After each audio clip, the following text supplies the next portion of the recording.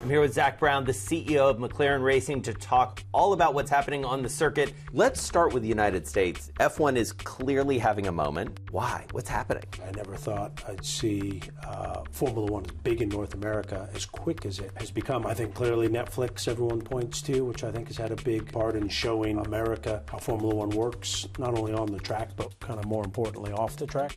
Of course, Austin brought Formula One back in 2012 and had a record audience last year, so that race is going from strength to strength. Then, you've had Miami 2 years in a row. That was a massive success. And now we have Las Vegas coming. If you look at the areas Formula One needed to grow, kind of the three top priorities were North America as a market, a new audience, a younger audience, a more diverse audience, all of which has happened. It's been a fantastic run.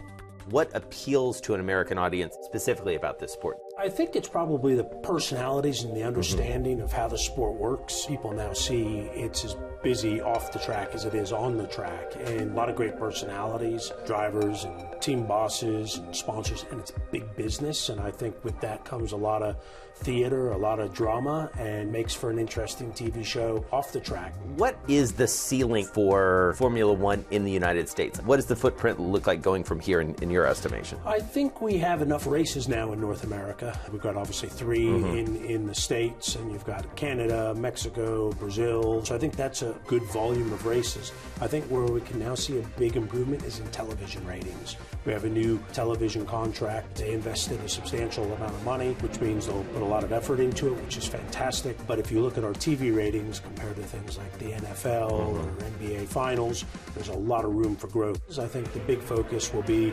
getting all 24 races around the world bigger television ratings. And then that's, of course, what sponsors want. Did you think this sport could ever get to the point that it is? Did you think it was a matter of time, or is this a surprise on the upside for you? In North America, I think it's certainly gotten bigger quicker than I thought it ever would. It didn't have date equity or location equity. Yes, the sport's always been massive in Europe and started to really grow in Asia Pac, but to have the impact it's had here in the States as quickly as it has had, I didn't see that coming, and I don't think anyone did.